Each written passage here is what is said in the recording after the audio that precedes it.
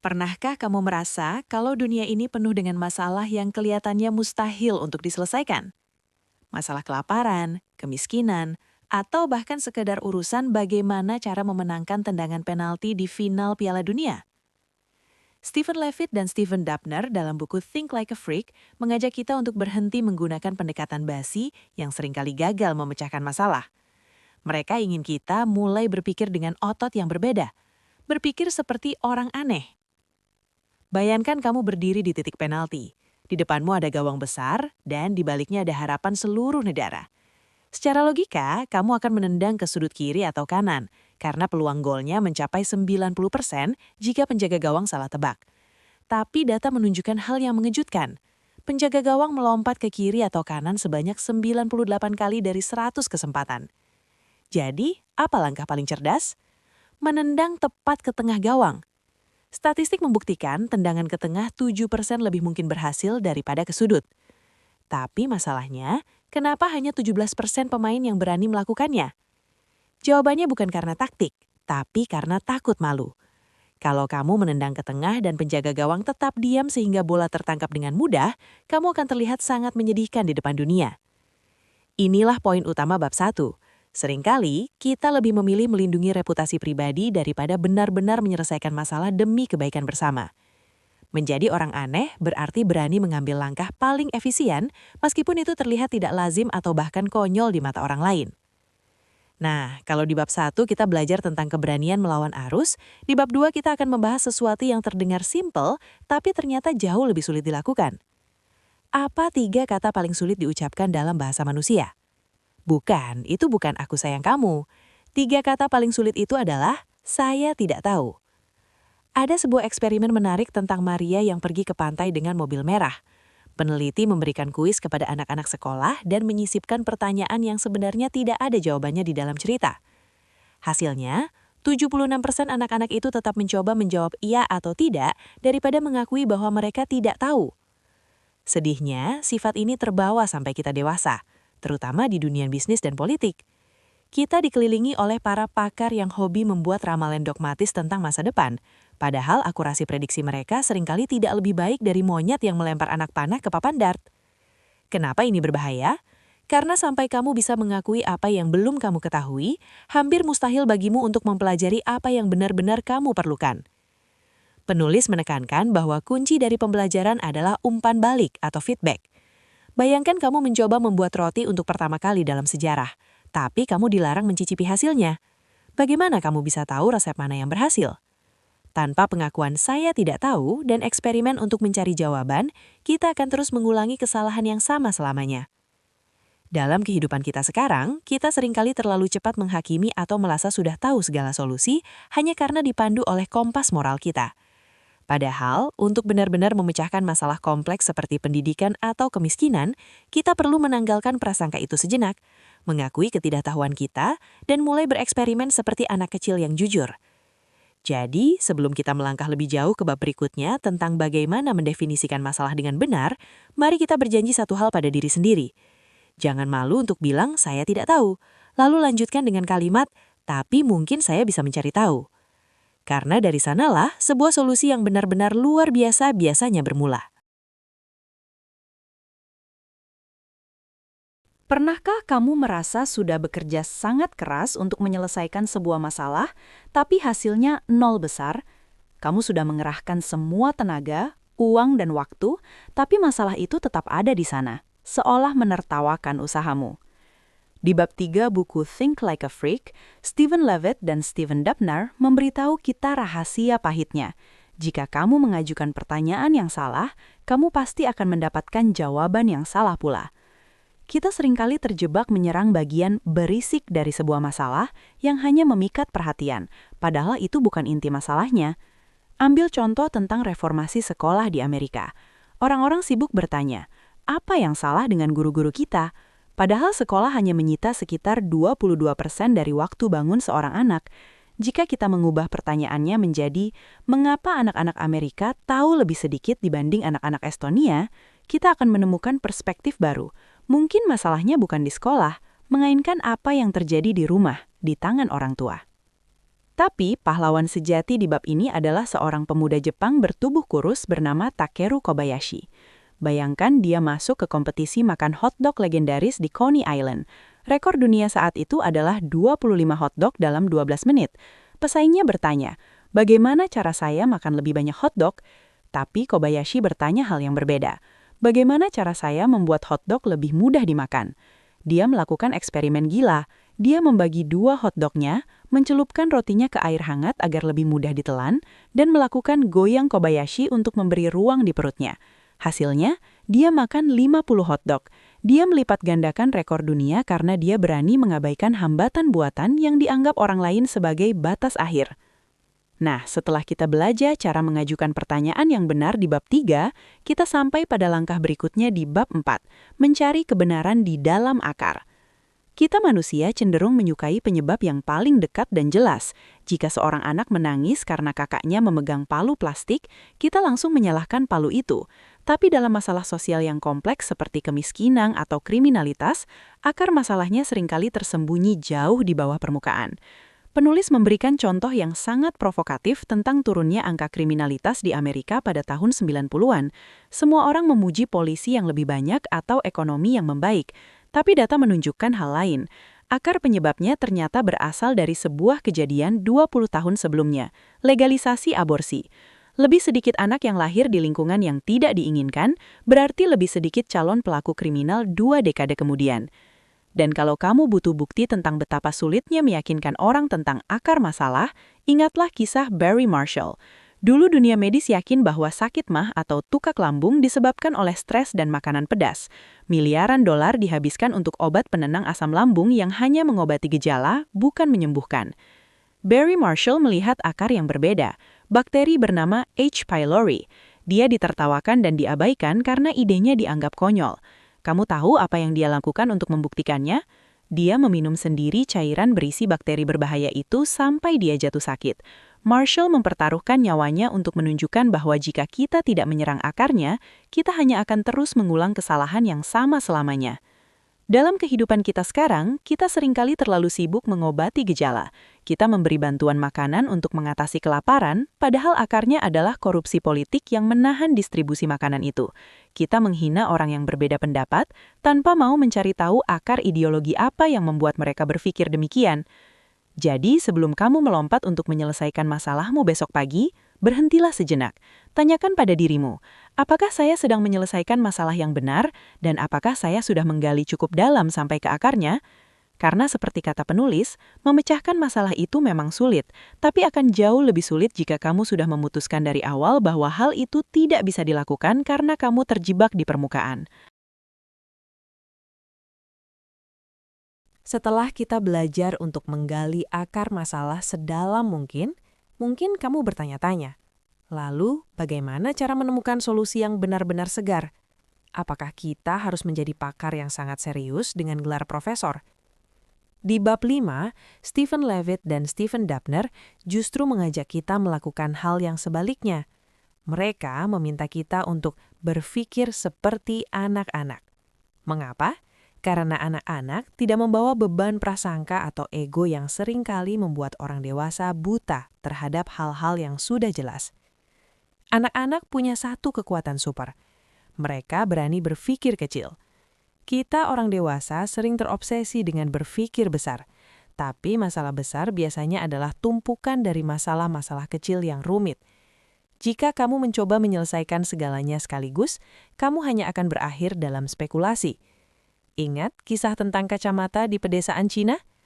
Triliunan dolar dihabiskan untuk reformasi pendidikan yang rumit, tapi sekelompok peneliti menemukan solusi kecil yang luar biasa. Sepasang kacamata seharga $15. Murid-murid yang tidak bisa melihat papan tulis akhirnya bisa belajar 25 hingga 50% lebih baik hanya karena bisa melihat dengan jelas.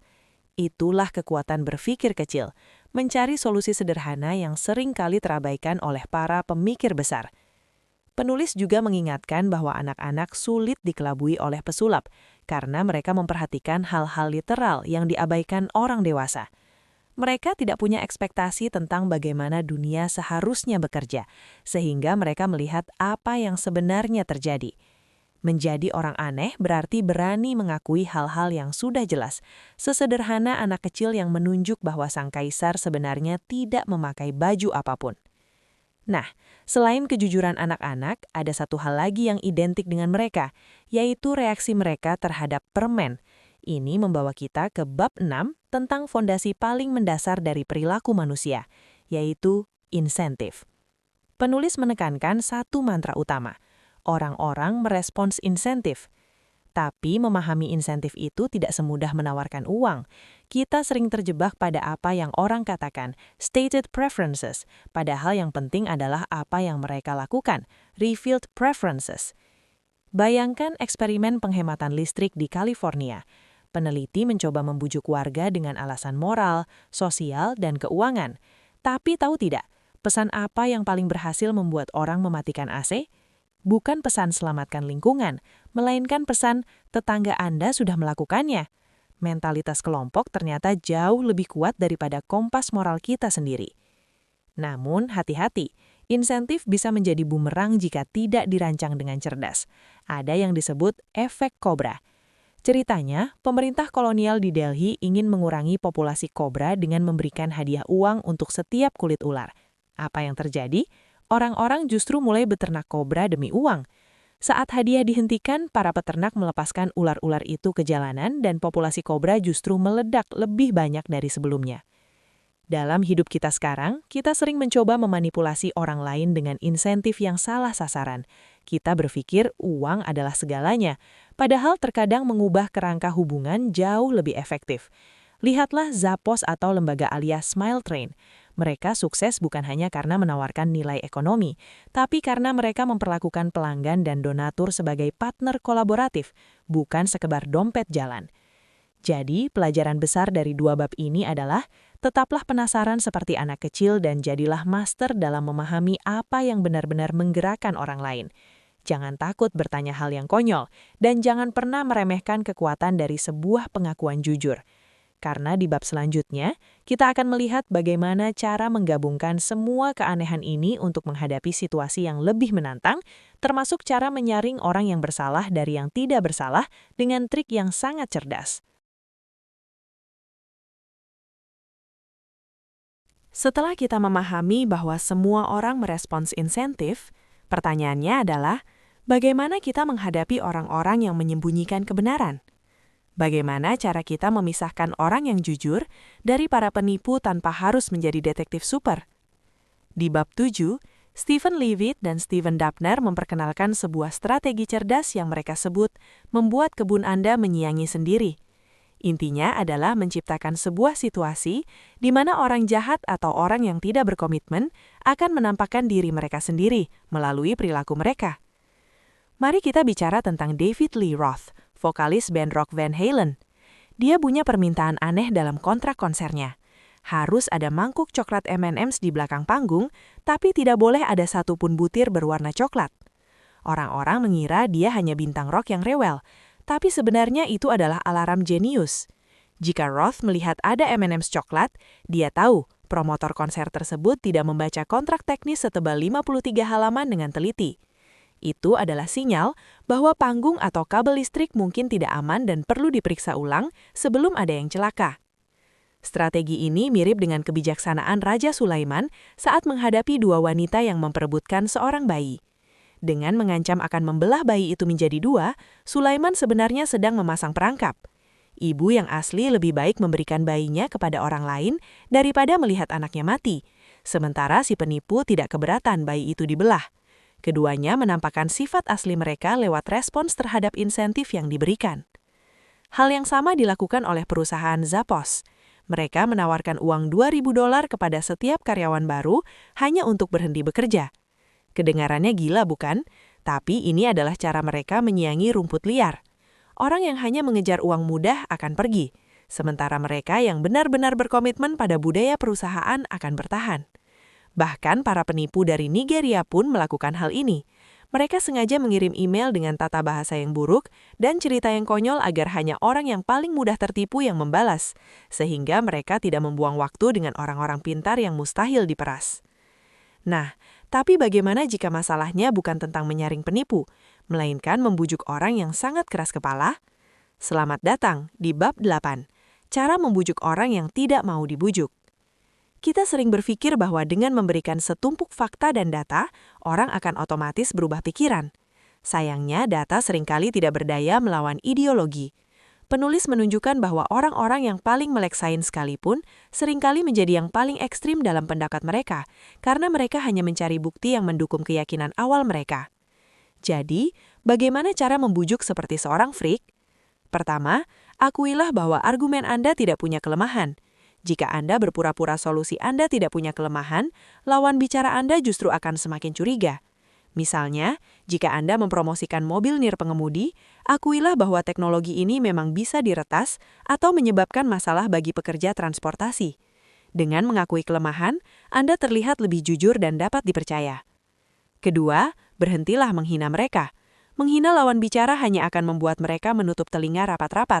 Dan yang paling penting, berceritalah. Mengapa cerita begitu kuat? Karena cerita mampu menyelinap melewati pertahanan ego manusia. Ingat kisah Nabi Nathan saat menegur Raja Daud? Daripada langsung menuduh raja telah berbuat dosa, Nathan bercerita tentang seorang pria kaya yang mencuri satu-satunya domba milik orang miskin. Raja Daud marah mendengar ketidakadilan itu. Dan saat itulah, Nathan berkata, "Orang itu adalah Anda sendiri." Cerita itu mengubah perspektif raja dengan cara yang tidak bisa dilakukan oleh aturan atau perintah langsung. Dalam hidup kita sekarang, entah itu di dunia politik atau sekedar perdebatan di meja makan, kita terlalu sering mencoba memenangkan argumen dengan paksaan. Padahal seni persuasi sejati adalah tentang menghargai pandangan orang lain dan menggunakan cerita yang relevan untuk membangun jembatan pemahaman. Jadi, sebelum kamu mencoba meyakinkan bosmu besok, ingatlah dua hal ini. Pasanglah perangkap M&M's untuk menyaring kebenaran dan gunakanlah cerita yang tulus untuk menyentuh hati mereka yang tidak mau dibujuk. Karena terkadang cara paling aneh untuk menang adalah dengan berhenti berteriak dan mulai bercerita. Sampai jumpa di bab terakhir, di mana kita akan belajar hal yang paling berlawanan dengan naluri kita, yaitu bahwa terkadang berhenti adalah pilihan terbaik. Jangan pernah menyerah. Jangan pernah, jangan pernah, jangan pernah, dalam hal apapun. Banyak atau sedikit, besar atau kecil. Kalimat legendaris dari Winston Churchill ini sering dianggap sebagai mantra suci kesuksesan. Tapi, Levitt dan Dubner dalam bab terakhir buku ini justru menantang kita untuk melakukan hal yang sebaliknya. Belajar cara untuk berhenti. Mereka bercerita bahwa kita seringkali terjebak dalam sesuatu karena 3 alasan besar. Pertama, stigma sosial bahwa berhenti adalah tanda pengecut. Kedua, kita terjebak dalam kerancuan biaya hangus atau sunk cost fallacy. Rasa sayang untuk melepaskan sesuatu hanya karena kita sudah menghabiskan banyak waktu dan uang di sana. Dan yang ketiga, kita sering lupa pada biaya kesempatan atau opportunity cost. Fakta bahwa setiap jam yang kamu habiskan untuk hal yang buntu adalah 1 jam yang hilang untuk melakukan sesuatu yang luar biasa di tempat lain. Penulis mengajak kita melihat sebuah tempat unik bernama Intellectual Ventures atau IV di Seattle. Di sana, mereka punya tradisi aneh, merayakan kegagalan dengan pesta dan kue. Jika sebuah ide teknologi seperti lapisan permukaan swasterilisasi ternyata terlalu mahal untuk diproduksi, mereka tidak akan memaksanya. Mereka mengadopsi prinsip gagal dengan pintar atau gagal dengan murah. Mengapa? Karena jika kamu menghabiskan $10.000 untuk gagal hari ini, kamu masih punya sisa uang untuk mencoba ide hebat lainnya besok. Namun, tidak semua orang berani melihat kegagalan sebelum terlambat. Ingat tragedi pesawat Challenger tahun 1986? Para insinyur sebenarnya sudah tahu ada masalah pada komponen cincin O karena cuaca dingin. Tapi karena momentum proyek yang besar dan ego organisasi, peluncuran tetap dilakukan. Hasilnya adalah bencana. Penulis menyarankan kita melakukan pre-mortem. Bayangkan proyekmu gagal total di masa depan, lalu tuliskan semua alasan yang mungkin menyebabkannya sekarang sebelum itu benar-benar terjadi. Untuk membuktikan bahwa berhenti bisa membawa kebahagiaan, penulis bahkan membuat eksperimen gila menggunakan situs web Freakonomics Experiments. Mereka mengajak orang yang bimbang untuk membiarkan lemparan koin memutuskan hidup mereka. Kepala berarti berhenti, ekor berarti lanjut. Hasilnya mengejutkan. 6 bulan kemudian, orang-orang yang terpaksa berhenti dari pekerjaan atau putus dari hubungan asmara karena koin tersebut, rata-rata merasa jauh lebih bahagia daripada mereka yang terus bertahan. Bahkan, Levitt dan Dubner bercerita tentang hidup mereka sendiri. Levitt harus berhenti dari mimpinya menjadi pemain golf profesional setelah menyadari bakatnya tidak cukup. Dia juga berhenti dari spesialisasi ekonomi yang membosankan demi mempelajari hal yang dia cintai, yaitu ekonomi kriminalitas. Dubner pun sama, dia berhenti dari mimpinya menjadi bintang rock dan keluar dari pekerjaan prestisius di New York Times demi menulis buku yang sekarang kamu baca ini.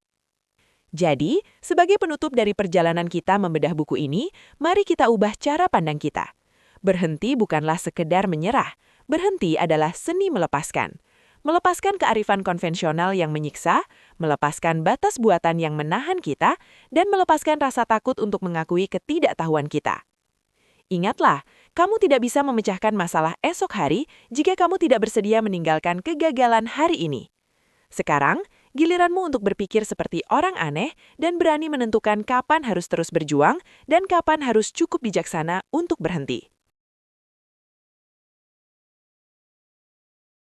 Akhirnya, kita sampai di penghujung perjalanan kita membedah isi buku Think Like a Freak. Setelah melewati 9 bab yang penuh dengan kejutan, mungkin sekarang kamu mulai menyadari bahwa dunia ini tidak selalu berjalan seperti yang kita duga. Inti dari semua yang kita bahas adalah sebuah undangan untuk membebaskan otak kita dari cara berpikir yang lama dan kaku. Stephen Levitt dan Stephen Dubner ingin kita memahami bahwa menjadi orang aneh sebenarnya adalah tentang menjadi sangat rasional, kreatif, dan berani melihat apa yang diabaikan orang lain. Ingat kembali apa yang sudah kita pelajari. Mulai dari keberanian mengakui saya tidak tahu agar kita bisa mulai belajar, hingga cara Kobayashi mendefinisikan ulang masalah agar bisa menembus batas yang dianggap mustahil. Kita diajak untuk menggali sampai ke akar masalah, bukan sekedar mengobati gejalanya, seperti Barry Marshall yang berani menelan bakteri demi membuktikan kebenaran. Kita juga belajar untuk berpikir kecil dan jujur seperti anak-anak, karena seringkali solusi luar biasa justru tersembunyi di balik kesederhanaan yang kita anggap sepele. Kita belajar memahami insentif yang menggerakkan manusia, menggunakan trik cerdas untuk menyaring kebenaran, hingga akhirnya sampai pada satu titik yang paling sulit, belajar kapan harus berhenti dan melepaskan sesuatu yang sudah tidak lagi berfungsi. Kesimpulan terbesarnya adalah kita tidak bisa memecahkan masalah hari esok dengan pendekatan basi hari ini. Menjadi freak berarti memiliki keberanian untuk menanggalkan kompas moral sejenak agar bisa melihat fakta dengan jelas dan menggunakan cerita untuk membujuk hati orang lain daripada sekedar menghina pendapat mereka. Teman-teman, apa yang saya bagikan di sini barulah kulitnya saja. Buku ini jauh lebih dalam, lebih kaya data dan lebih menghibur jika kamu membacanya sendiri secara utuh. Saya sangat menyarankan kamu untuk membeli buku aslinya dan meresapi setiap pelajaran di dalamnya secara langsung. Membaca buku ini secara lengkap akan memberi kamu perspektif yang mungkin bisa mengubah cara kamu menjalani hidup dan karir kamu. Jika kamu merasa bedah buku ini memberikan manfaat dan cara baru dalam memandang masalah, jangan ragu untuk memberikan apresiasi. Silahkan klik tombol like, berikan komentar kamu tentang bagian mana yang paling mengubah pola pikirmu, dan bagikan video ini kepada teman-teman atau rekan kerjamu. Dan yang paling penting, pastikan kamu sudah subscribe channel Bahasin Buku agar kita bisa terus belajar dan membedah karya-karya luar biasa lainnya bersama-sama.